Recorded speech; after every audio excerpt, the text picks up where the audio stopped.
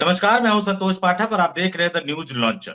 राहुल गांधी ने कांग्रेस के पूर्व राष्ट्रीय अध्यक्ष राहुल गांधी ने आज देश की संसद में भारत सरकार की मोदी सरकार की विदेश नीति को लेकर ऐसा हल्ला बोल दिया जिससे मोदी सरकार की बहादुरी की एक तरह से पोल खुलकर सामने आ गई। ये भी सामने आ गया कि देश की सुरक्षा की नीति के मसले पर, देश की विदेश नीति के मोर्चे पर, देश की अर्थव्यवस्था, देश की सीमाओं की सुरक्षा, इन तमाम मसलों पर जो 56 इंच के सीने की बात किया करते थे, जो देश नहीं झुकने दूंगा की बात किया करते थे, आज उनके मन में डर इतना ज्यादा बैठ गया है कि अब वो सच छुपाने लग गए हैं, झूठ बोलने लग गए हैं। और राहुल गांधी ने चीन को लेकर जिस तरह से बार बार सही तथ्यों को छुपाया जा रहा है, प्रधानमंत्री नरेंद्र मोदी ने एक बार कहा था ना, कोई गुस्सा नहीं है। तो जब कोई गुस्सा नहीं है तो चीन के साथ रिश्ते सामान्य क्यों नहीं है? क्यों इस तरह का बयान आता है बाद में कि नहीं, अब वो पीछे जा रहे हैं, बातचीत हमारी जारी है? किस चीज के लिए बातचीत जारी?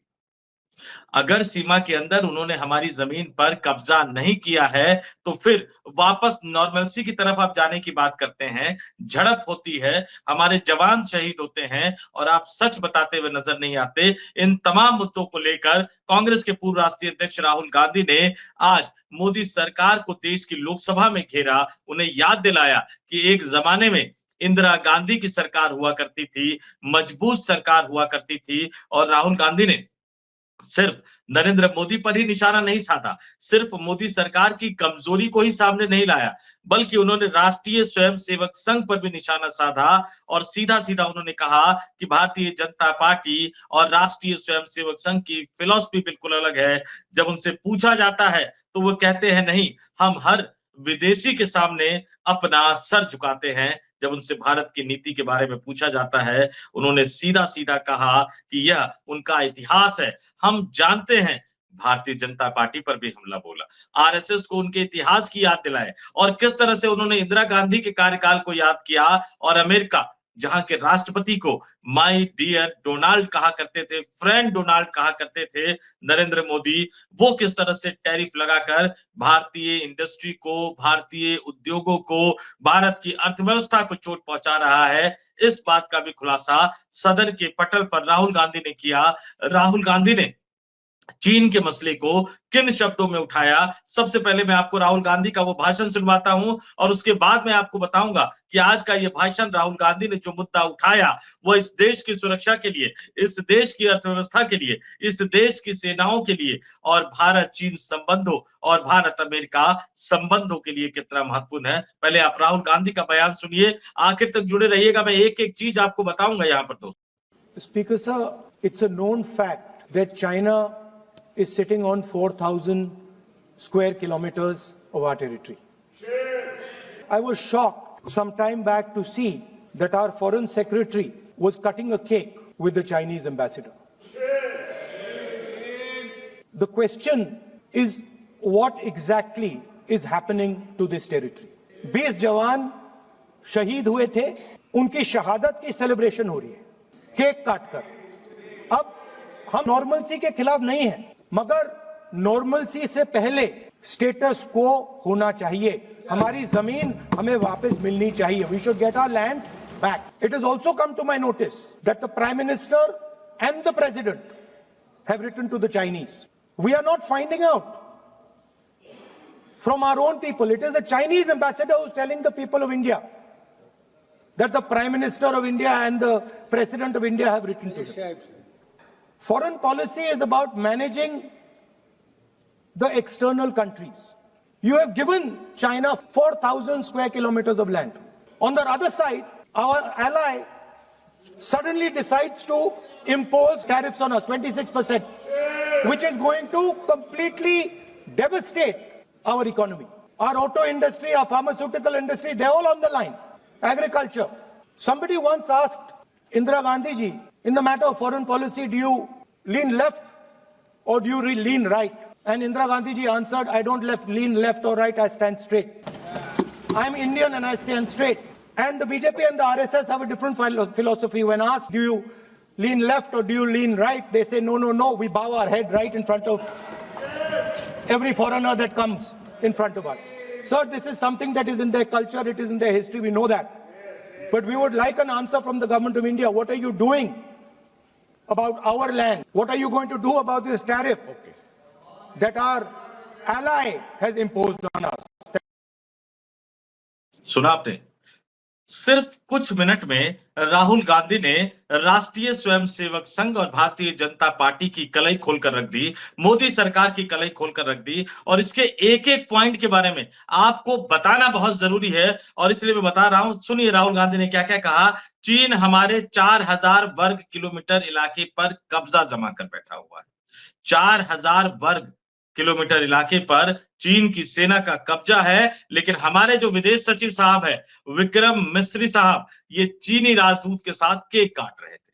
चलिए 75 वर्ष की सालगिरह का जश्न मनाया जा रहा था। दोनों देशों के जो राजनयिक संबंध है 75 साल पूरे हो गए, लेकिन उससे आगे जो बोला उस पे आप गौर कीजिएगा। राहुल गांधी ने कहा कि हम सामान्य स्थिति के खिलाफ नहीं है, लेकिन उससे पहले हमें हमारी जमीन वापस मिलनी चाहिए। इसमें क्या गलत है? चीन के साथ जश्न मनाइए, केक काटिए, लेटर्स का आदान प्रदान कीजिए, लेकिन अपनी जमीन तो पहले मांगिए। और आगे वो कह रहे हैं कि भारत की राष्ट्रपति द्रौपदी मुर्मू ने, भारत के प्रधानमंत्री नरेंद्र मोदी ने चीन के राष्ट्रपति को लेटर लिखा। ये जानकारी दुनिया भर को किसने बताया? भारत ने नहीं बताया। भारत सरकार ने, भारत के प्रधानमंत्री ने, भारत के विदेश मंत्रालय ने भारत की जनता को नहीं बताया। ये जानकारी चीन की तरफ से आ रही है। चीन के राजदूत ये बता रहे हैं कि उनके राष्ट्रपति को भारत के प्रधानमंत्री और राष्ट्रपति ने पत्र लिखा है। क्यों छुपा रहे? अगर मन में चोर नहीं है तो क्यों छुपाया जा रहा है? जिस दिन पत्र भेजा गया उसी दिन भारत सरकार की तरफ से हमारी जनता को ये क्यों नहीं बताया गया कि इस तरह का पत्र भेजा गया है? और इसीलिए मंशा पर सवाल उठते हैं। इसलिए ये सवाल उठता है कि आप सच को छुपाने की कोशिश कर रहे हैं। और आगे राहुल गांधी ने जो बोला, इंदिरा गांधी के एक वाक्य का जिक्र करते हुए कि एक समय में एक बार किसी ने इंदिरा गांधी से पूछा कि विदेश नीति के मामले में आप बाएं झुकती है या दाएं?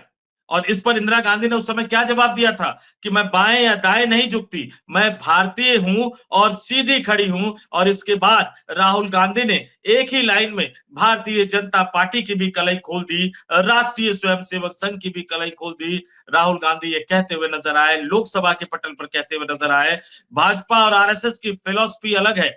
जब उनसे पूछा जाता है इस बारे में तो वो कहते हैं नहीं नहीं, हम हर विदेशी के सामने अपना सिर झुकाते हैं। यह उनके इतिहास में है। हम जानते हैं सरकार को जवाब देना चाहिए। और ये सिर्फ चीन की सुरक्षा से जुड़ा मसला नहीं था, चीन की सीमा से जुड़ा मसला नहीं था। भारत चीन की सीमा पर जिस तरह से चीन की सेना अतिक्रमण कर रही है और हमारे अपने देश के प्रधानमंत्री सही तथ्यों को छुपा रहे हैं, सही तथ्यों की जानकारी नहीं दे रहे हैं। क्योंकि जब से ये पूरा विवाद शुरू हुआ है, प्रधानमंत्री क्या कह रहे हैं, रक्षा मंत्री क्या कह रहे हैं, सेनाध्यक्ष क्या कह रहे हैं, विदेश मंत्री क्या कह रहे हैं, विदेश सचिव क्या कह रहे हैं, इन सभी के बयानों की तुलना करेंगे तो इसमें आपको एक बड़ा विरोधाभास नजर आएगा। और इसलिए ये कहा जा रहा है कि सरकार चीन के मसले पर चीन से डरकर कई सच्चाइयों को इस देश की जनता से छुपा रही है। और एक और दोस्त है प्रधानमंत्री नरेंद्र मोदी के, अमेरिका के राष्ट्रपति, वो भी टैरिफ लगा रहे हैं और भारत की अर्थव्यवस्था को नुकसान पहुंचा रहे हैं और भारत सरकार उनके आगे भी झुक गई है। ये सीधा सीधा आरोप राहुल गांधी ने लगाए। अब देखिए उसके बाद क्या हुआ, हंगामा मच गया। बीजेपी पर हमला बोला था राहुल गांधी ने, राष्ट्रीय स्वयंसेवक संघ पर हमला बोला था। तो आजकल अपने बयानों से चर्चा की बजाय विवादों में ज्यादा रहने वाले अनुराग ठाकुर, जिनको कांग्रेस के राष्ट्रीय अध्यक्ष मल्लिकार्जुन खड़गे ने चुनौती दे दी है कि आप आरोप साबित करो या इस्तीफा दे दो। हालांकि अनुराग ठाकुर इस्तीफा देंगे नहीं, क्योंकि आरोप लगाना और भाग जाना ये भारतीय जनता पार्टी के नेताओं की पुरानी आदत रही है। तो सवाल क्या पूछा था राहुल गांधी ने और अनुराग ठाकुर क्या जवाब दे रहे हैं, मैं आपके स्क्रीन पर सुनवाता हूं। सुनिए, अनुराग ठाकुर जवाब दे रहे हैं कि मामले को गोलमोल करने की कोशिश कर रहे हैं। सुनिए। एक महत्वपूर्ण विषय जो आपके माध्यम से मैं सदन में उठाना चाहता हूं।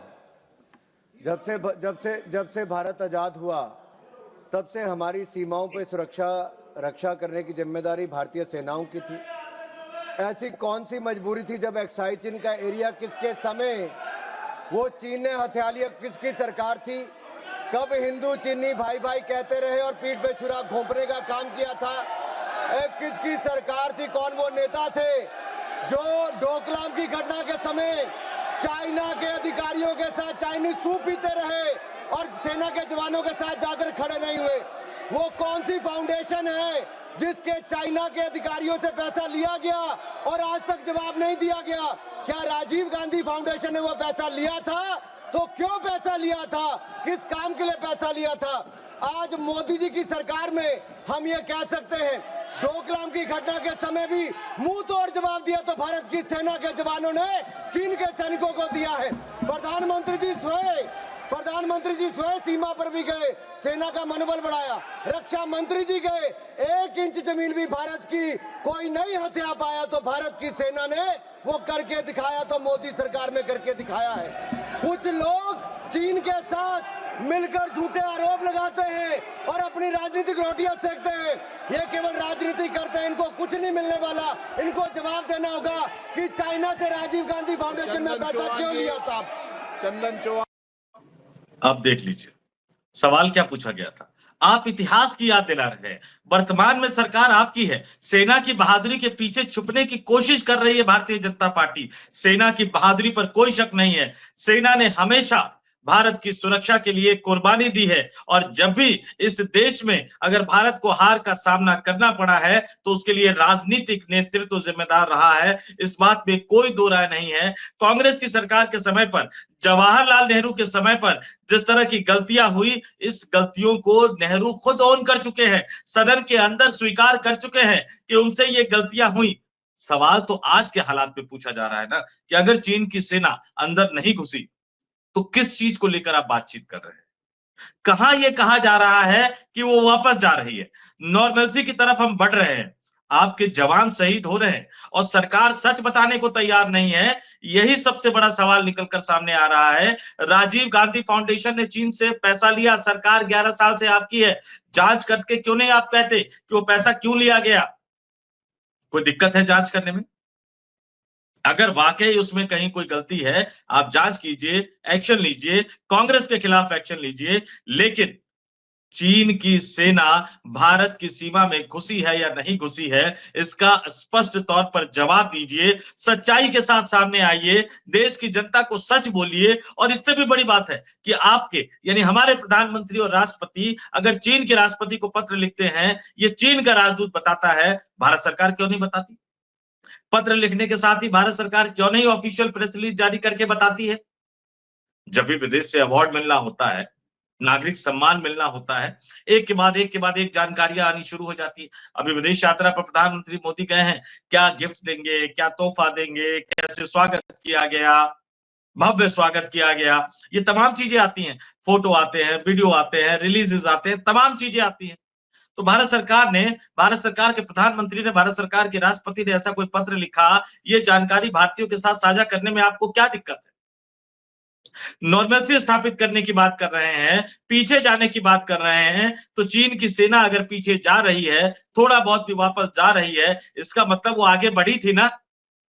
तो जब आगे बढ़ी थी तो ये सच्चाई आप क्यों छुपाने की कोशिश कर रहे हैं? और इसलिए मैं ये कह रहा हूं कि राहुल गांधी ने आज न केवल नरेंद्र मोदी की, न केवल भारतीय जनता पार्टी की, बल्कि उनके मातृ संगठन राष्ट्रीय स्वयंसेवक संघ की भी पोल खोल कर रख दी है, बेनकाब करके रख दिया है। लेकिन इसका सच राहुल गांधी से ज्यादा मैं फिर कहूंगा कि देश के प्रधानमंत्री को, मोदी सरकार को, भारतीय जनता पार्टी के नेताओं को, इस देश के नागरिकों को सच बताना चाहिए कि भारत चीन की सीमा पर आखिर चल क्या रहा है, हो क्या रहा है और चीन से इतना डर क्यों रहे और अमेरिका से भी डर रहे हैं। टैरिफ का जवाब नहीं देते बन रहा। इस देश में कई लोग हवन और यज्ञ करते हुए नजर आ रहे थे कि ट्रंप साहब जीतेंगे, जीत गए और वो भारत की ही हालत खराब करने के मिशन में जुटे हुए हैं। हमारे प्रधानमंत्री, हमारी सरकार चीन के मसले पर भी चुप है, अमेरिका के मसले पर भी चुप है। लेकिन कभी ना कभी तो जवाब देना पड़ेगा। इतिहास सब कुछ दर्ज करता है। जिस तरह से आज ये जवाहरलाल नेहरू से सवाल पूछ रहे हैं, देश के पहले प्रधानमंत्री से, जिन्होंने सदन के अंदर गलती स्वीकार की थी, उसी तरह से एक दिन इतिहास इनसे भी सवाल पूछेगा कि चीन और अमेरिका से क्यों इतना डर रहे थे आप कि सच तक नहीं बता रहे थे आप।